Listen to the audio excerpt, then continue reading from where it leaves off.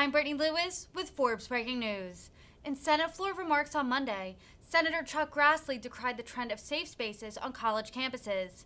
The Iowa senator claimed that, quote, clear left-wing bias had spread throughout colleges and K-12 schools and called for local school districts to rein in what he saw as a troubling trend in education. Grassley's objections are mirrored by many on the right who claim that leftist values are being enforced unfairly on students. Those on the left see this claim as a false right-wing talking point used to garner midterm election votes, though the victory of Virginia Governor Glenn Youngkin and multiple school board recalls show it is potent. Let's take a listen to Grassley's full speech. From Iowa. Madam President.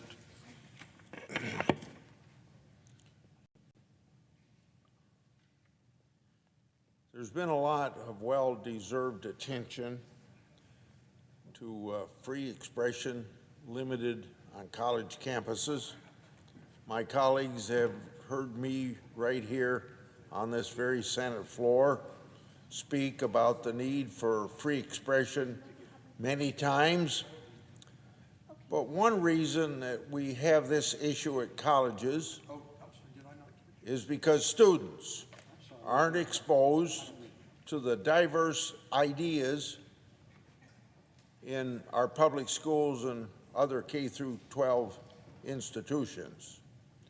So then, when brand new college students encounter opposing ideas for the first time, you've heard it, they lash out, they demand what is called safe spaces on the college campuses. Now, that tells me that students are coming to college very unprepared to hear diverse views. If your own views have never been challenged, then you almost certainly have not developed the skills to evaluate different viewpoints and then go ahead and make up your own mind.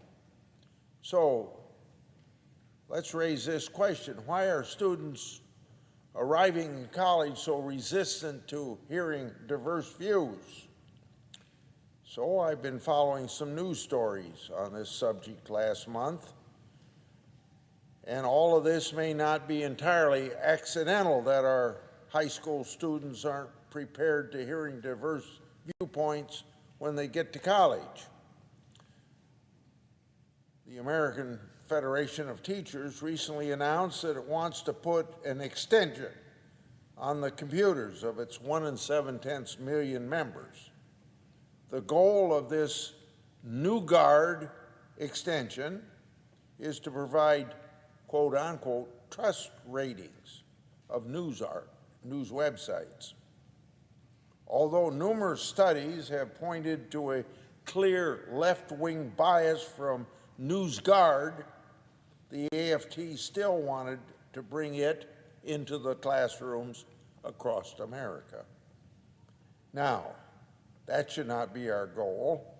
Our goal should be to get political bias out of K-12 schools, not ingrain it.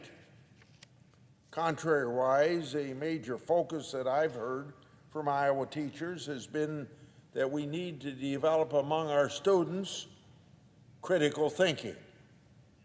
Well, critical thinking requires listening to different ideas. If all students just agree with their teachers, that's repetition, not independent thinking. The disease that has infected so many colleges now seems to spread throughout our K-12 schools. I hope for our country's future, we find a way to continue to show kids both sides of an argument rather than shutting down ideas that teachers may disagree with. I've heard from many Iowans concerned about exactly that kind of bias. But we can't fix it here in Washington, D.C. The first rule of education policy should be that decisions are made as close to the family as possible. If you have issues with how your school is being run, your local school board should be your very first step. These elected officials are directly accountable to the parents in their own communities. A problem should only go up to the state legislature if it is caused by state law. And only a select few issues should go to this national level where federal intervention is found out to be the source of the problem. So if you see political bias or lack of diverse viewpoints in your kid's school, go to the people who can fix it. Make your voice heard, both at school board meetings and at the ballot box.